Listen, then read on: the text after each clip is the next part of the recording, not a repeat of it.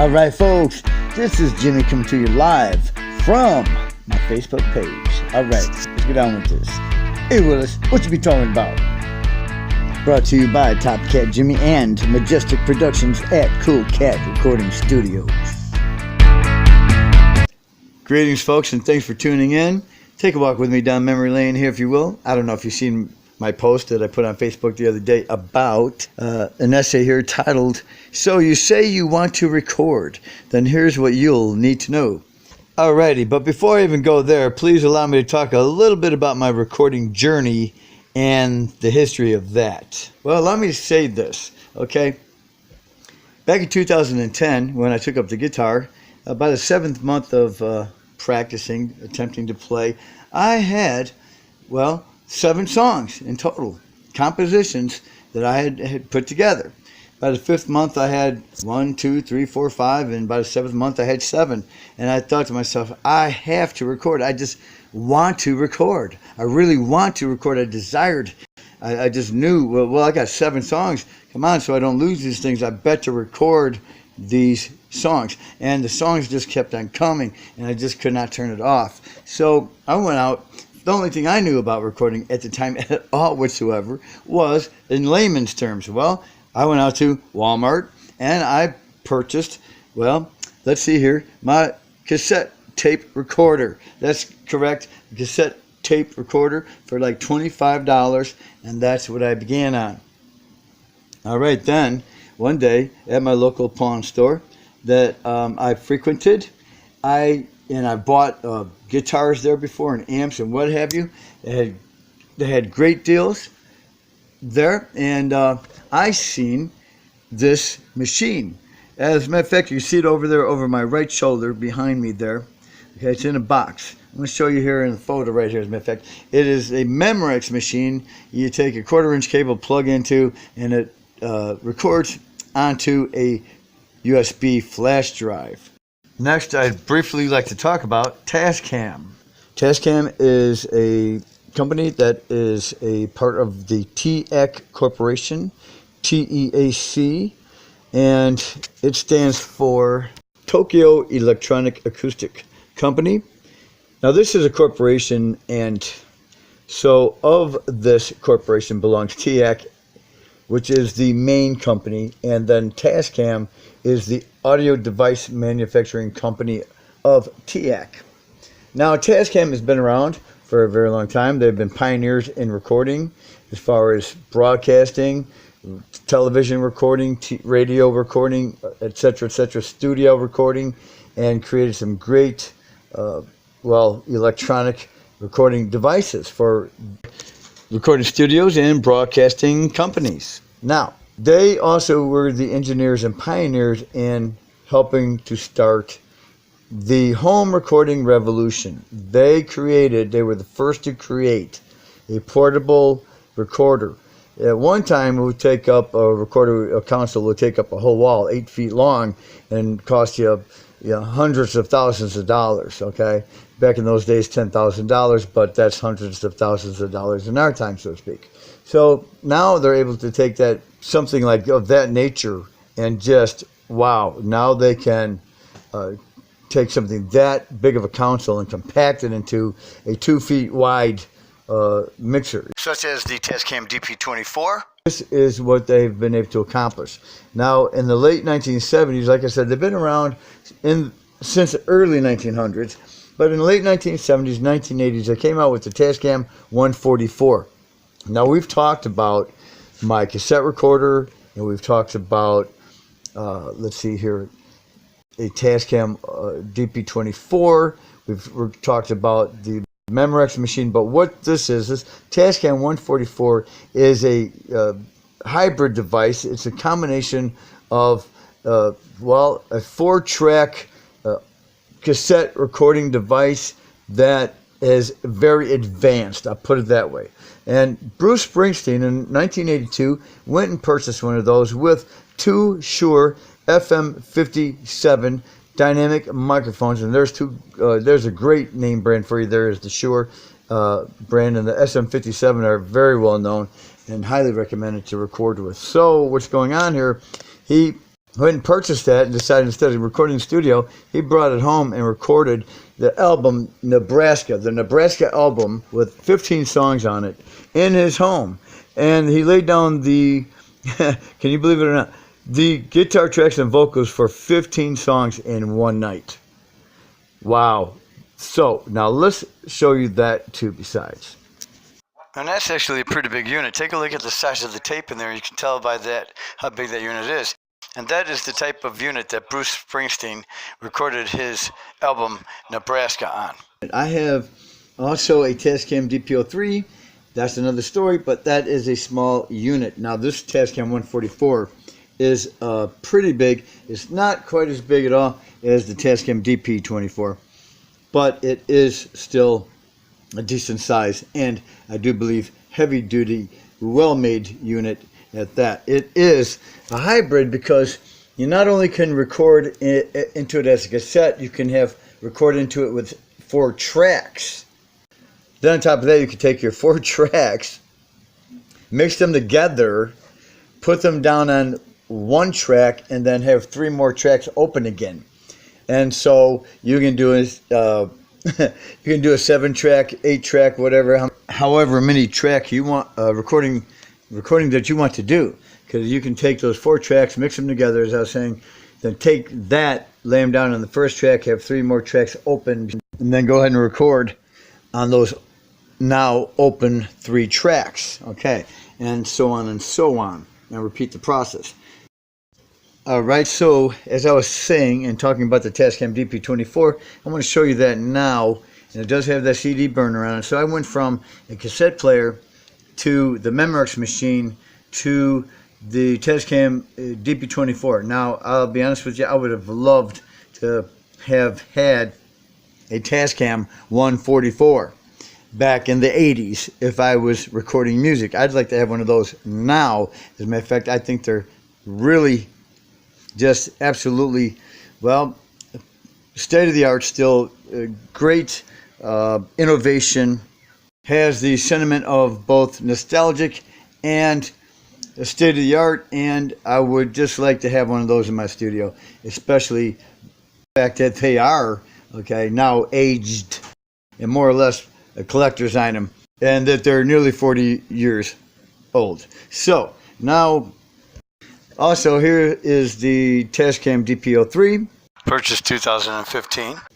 It is a lot smaller than the Tascam DP24. Of course, it's an 8-track recorder. It's smaller than the Tascam 144. It records only digital, just like the Tascam DP24 does. The Tascam 144 recording on tape, which would be analog. Now, in my recording journey, I went, like I said, from recording on cassette tape recorder to, well, let's see, I don't know, months later, I found the Memorex machine. And then, probably months later yet, I went to another local pawn shop, and that's where I seen the Tascam DP24, and man, was I impressed with that. Especially that it had a CD burner on it. That's when then and there I just knew and decided that I was going to buy me one of those. Now, it wasn't until probably, I would say, a year or a year and a half later. From that time, in other words, I had been playing the guitar for over 2 years, a little over 2 years, and that's when I finally bought the Tascam DP24. So I'm just going to say I can record 24 tracks of music, okay, and I can mix on this, I can master on this, and I can burn it out on CD, etc. And I'm going to leave that as a brief synopsis on this for now. Also, I seen around the same year, 2012, the Boss RC 300. Okay, it is a foot pedal station on the floor, but what it is a recorder. I can record in 99 places, 99 songs, basically, brand new. I can record 1, change the value to memory 2, and then record song number 2, etc., all the way up to 99 songs. On each song, I have 3 tracks I can play. Okay, and then I can overdub on top of those tracks. I can actually record on top of the recording. So this is very, can I say, very advanced technology as well. Now let's see what else. Oh yeah, the DAW. Now recording into software via the interface, via the computer, into the software, the DAW, the digital audio workstation, and then mixing and mastering on that. Next, we have the ability to record upon a tablet and or phone, whether that's an Android or an Apple, which is iPad, iPod, etc. With the IK Multimedia iRig 2 mobile guitar interface that we plug into the tablet and or phone. All right, here is an example of a guy at a coffee house setting. It's called a coffee house recording studio, so to speak, with his tablet and DAW and iRig with his guitar plugged into it. It's called a coffee house type studio. And here we have a young lady with her studio, which is known as a personal studio, set up in her living room. And then this gentleman here with a singer-songwriter type studio, most likely set up in the corner of his bedroom somewhere.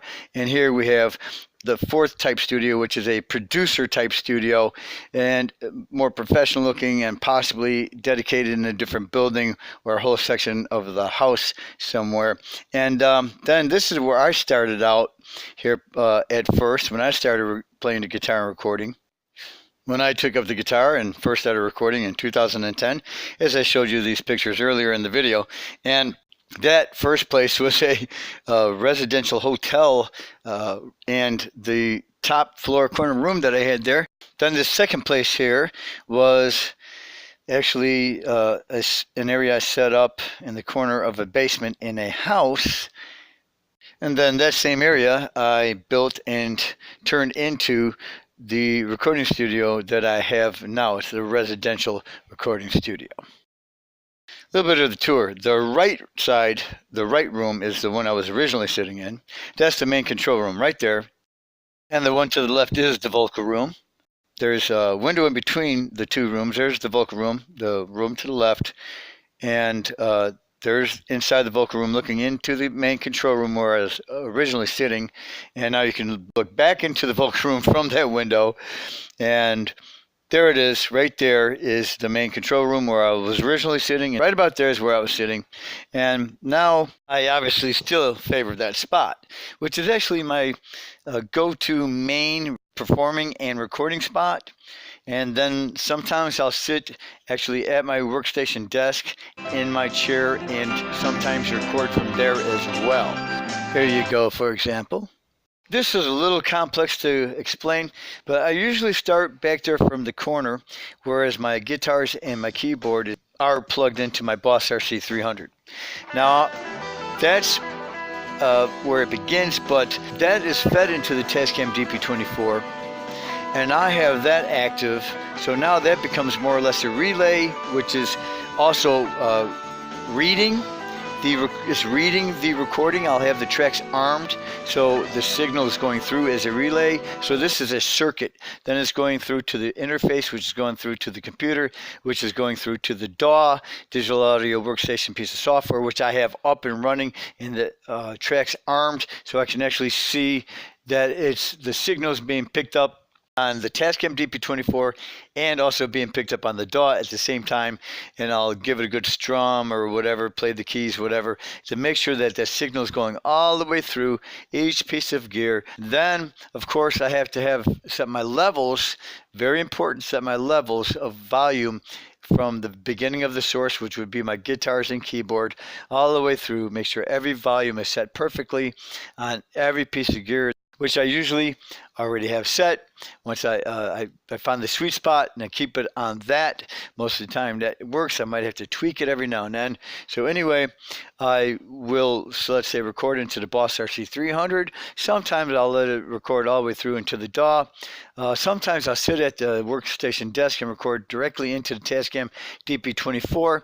But when I record into the Boss RC300 sitting back there in the corner, then, or the Tascam DP24 when I'm sitting at the workstation desk, I record, let's say, into either one of those, although I make sure, no matter where I'm sitting, that every one of those pieces of gear, and including the DAW, are reading the signal and picking up the signal. Nevertheless, I'll record into either the Boss RC300 and or the Tascam DP24, depending on whether I'm sitting at in the corner back there or at the desk.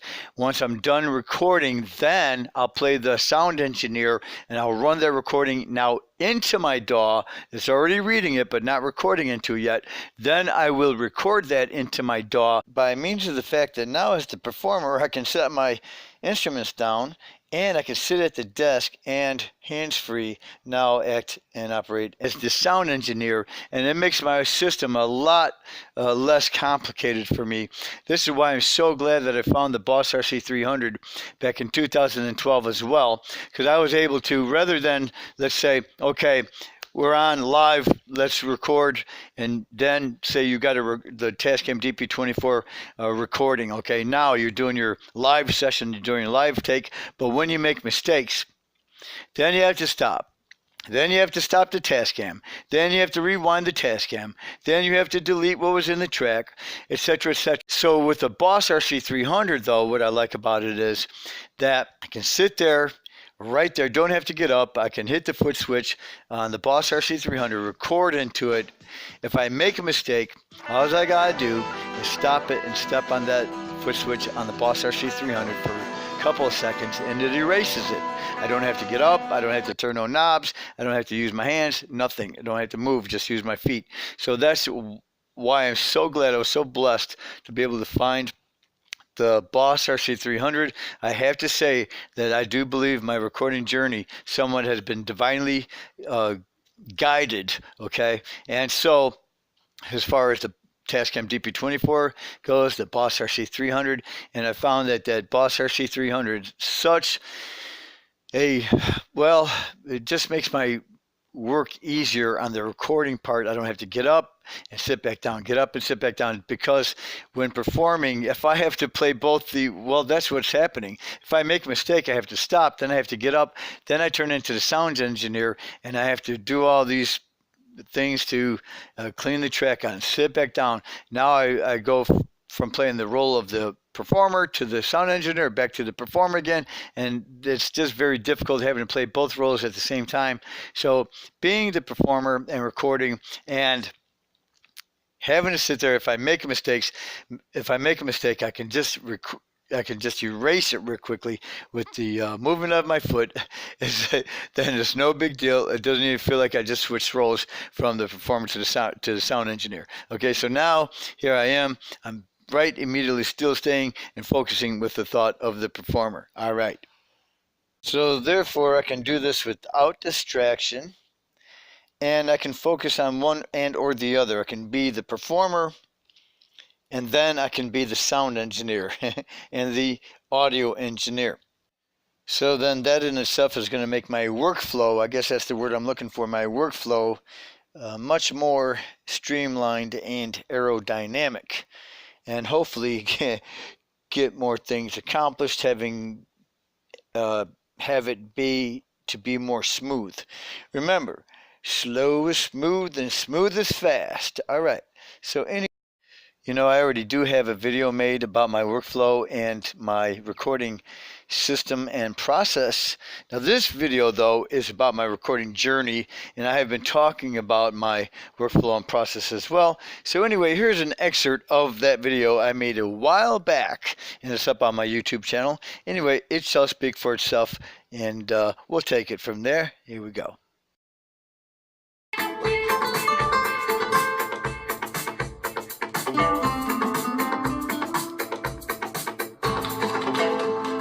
This is Top Cat Jimmy, and thank you for tuning into my channel. All right, let's get on with the videos.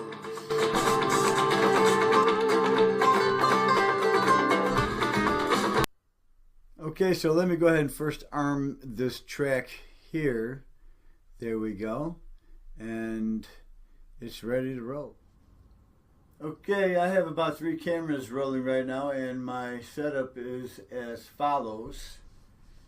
Okay, so number one, we've got the my guitar, all right, and that is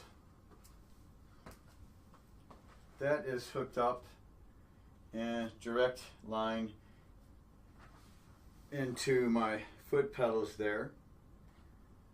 The Electro Harmonics hum debugger, and takes away any hum. And let's see here, my delay and chorus pedal. It's a dual pedal if I want to use both or not. And my Cool Cat Dan Electro pedal. That is run into my Boss RC300. That is fed out to, let's see here, my Tascam DP24. Trying to stay in the camera here as well. And now that is run out into my Tascam 4x4 interface, which is run into my computer, which is going to be recognized by my DAW, okay? And what's happening here is I also have, I want to show this setup here. I've got a microphone stand. I made a camera stand out of it, okay? So it serves a dual purpose. And I basically got a tool shop clamp, bought a package of those for my tool shop, and now I can use them in my studio too. And then I've got a camera here, as you see, rolling film and footage and reading my Tascam, as well as the screen recording going on here. And I also want to show you something real quick about how I went a DIY, okay, headphone stand there, and there's foam underneath on the bottom of it and foam on the top to protect the desk. And so anyway, how this is going to work is you'll notice that the track is armed, okay, on my DAW. You can tell that from the screen recording, and then also you can tell from this above camera view from the red flashing light that the Tascam track is armed. Okay, now you're going to read on the meters, okay, the faders, that there's a signal.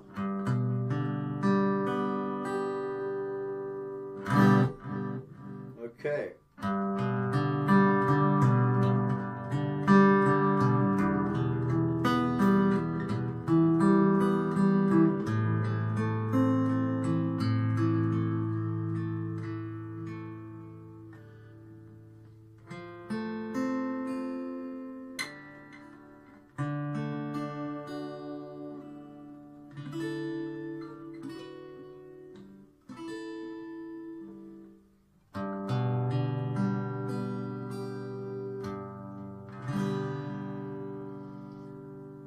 Little impromptu there. Okay, so anyway, that's how I can get my signal here. And now I can record both into my Tascam DP24 and or my DAW at the same time, as well as you've seen the Boss RC300, which is also that I'm able to record in it. Okay, so let's give an example. And I'm going to hit record.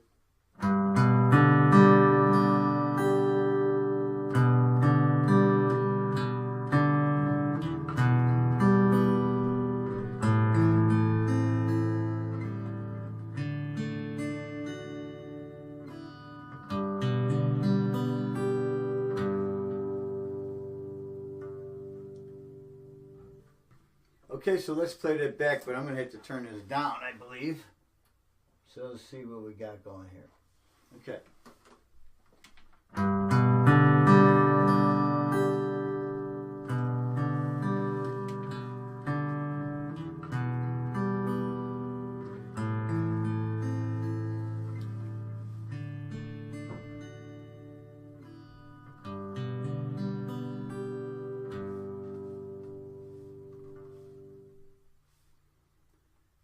Alrighty, so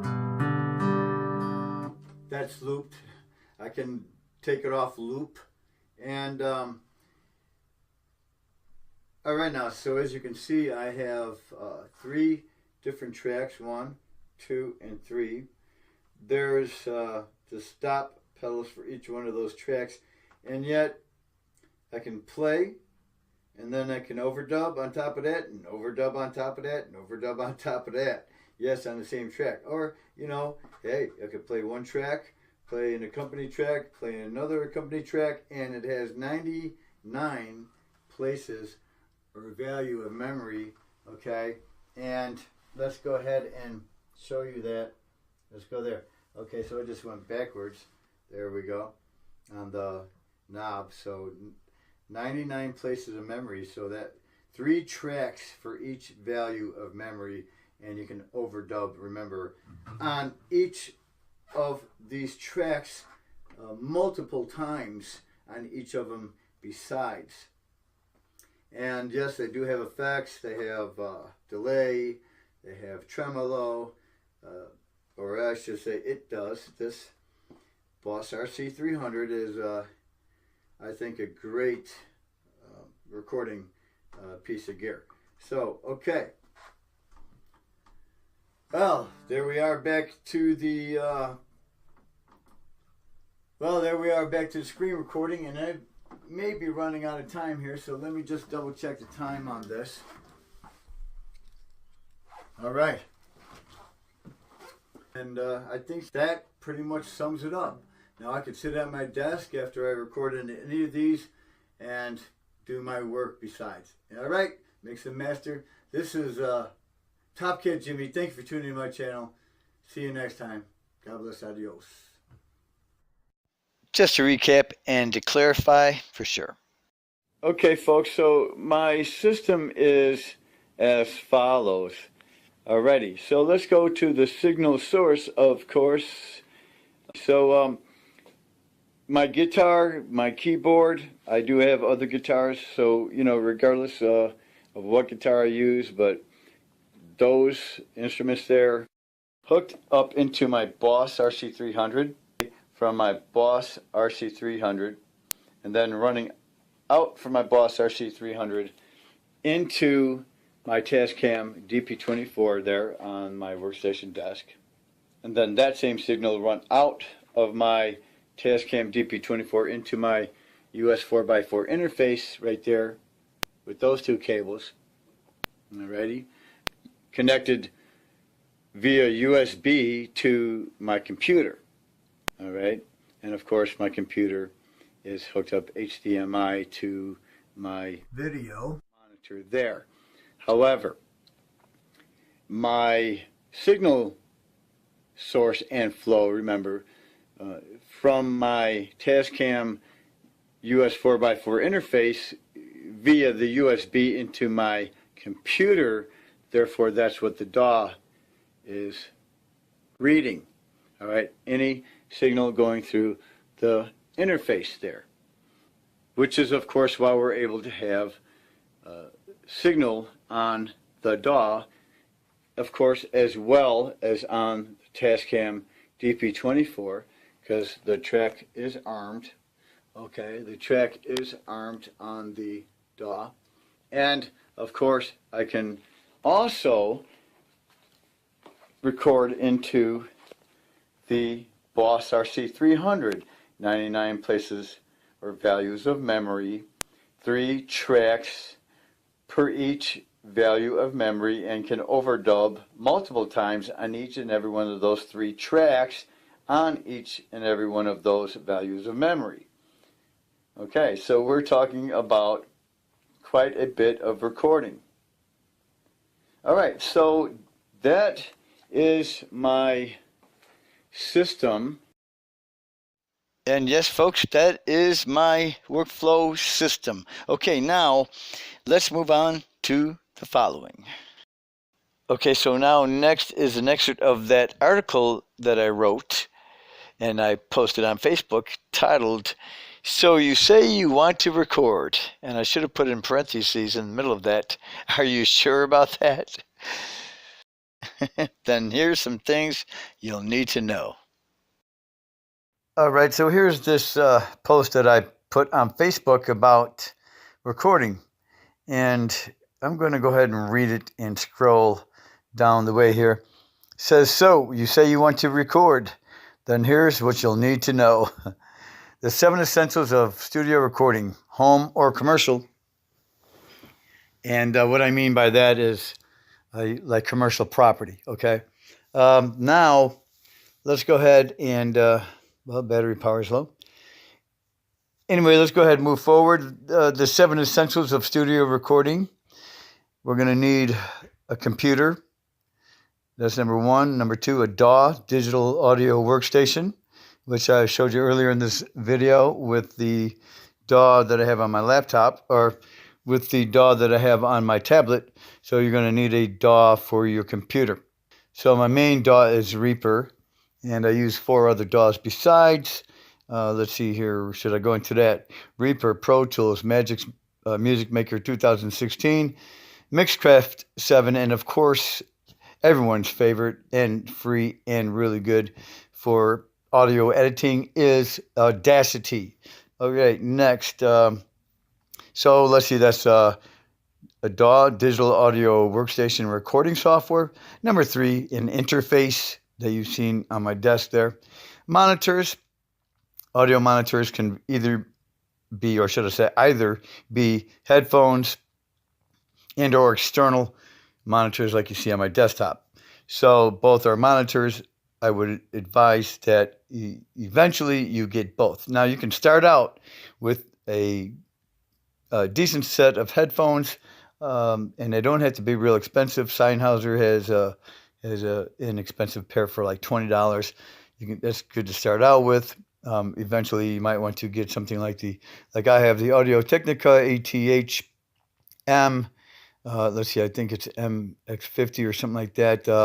Now I also have Sony MDR 760s. They're supposed to be good for being used for tracking and or while you are recording. And the Audio-Technicas are good for the mixing and mastering. All right, now microphone. Okay, so I've got the MXL V67G. They're $100 or less even now.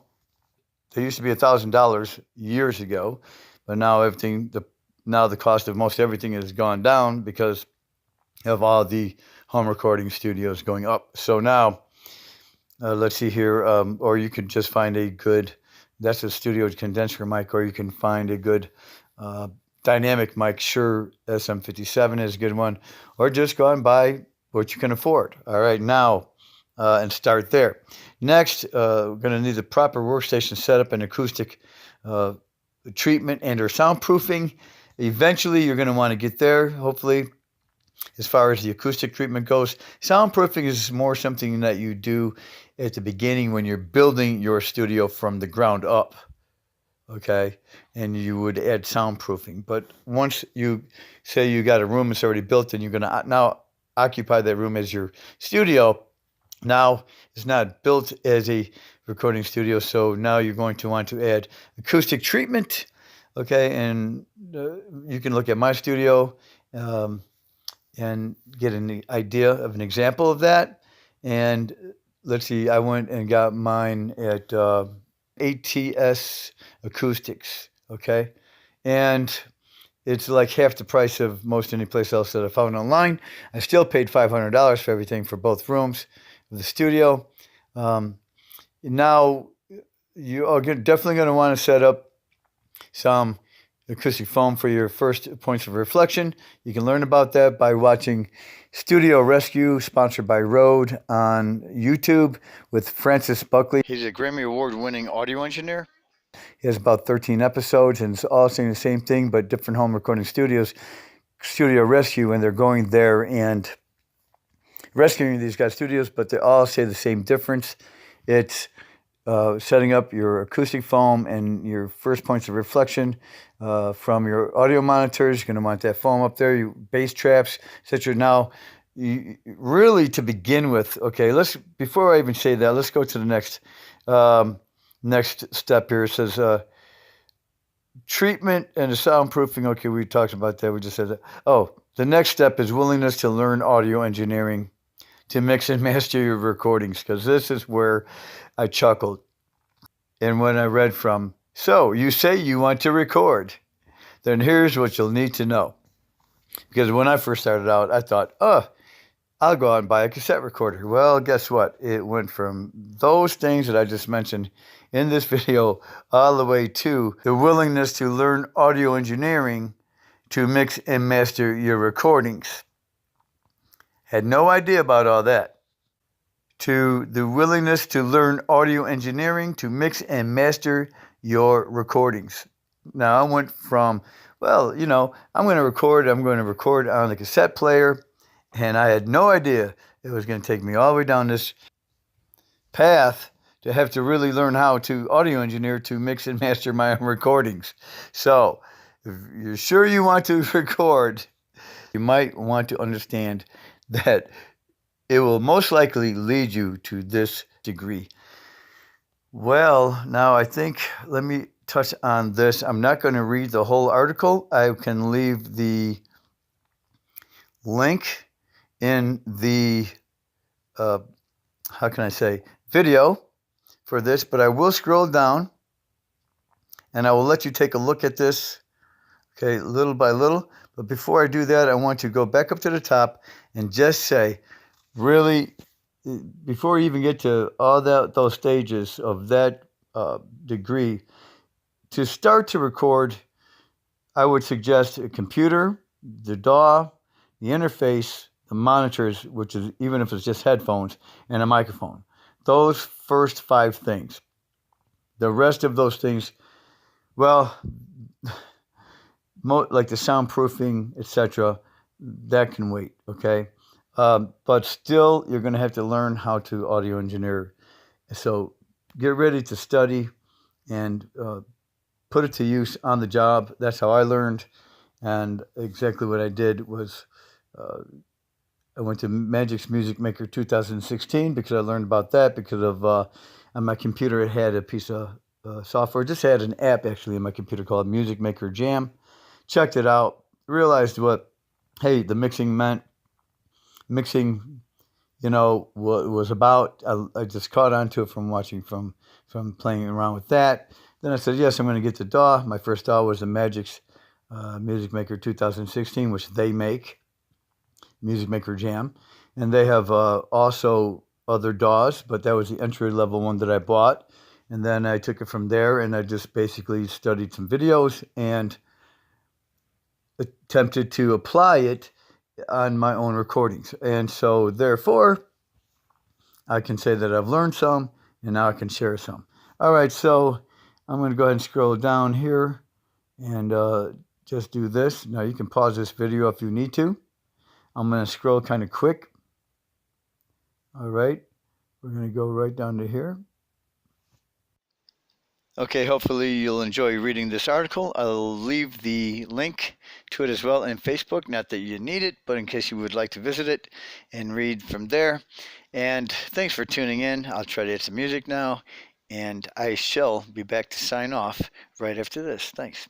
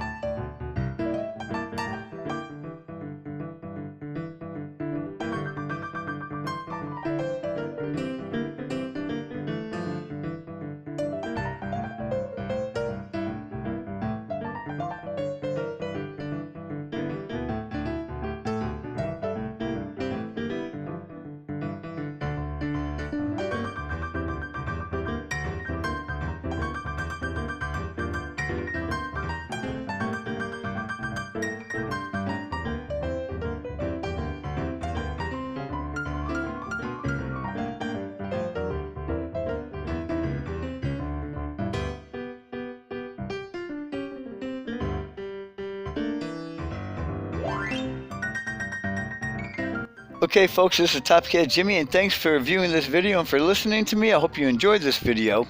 Remember to like, share, subscribe, and comment. Thanks for visiting me here on my YouTube channel and also visiting me on my Facebook page. I say, this is Top Cat Jimmy signing off, saying sayonara, adios, aniga. See you again next time. God bless you, and hope to see you again soon. This has been a Majestic Entertainment production brought to you by Top Cat Jimmy.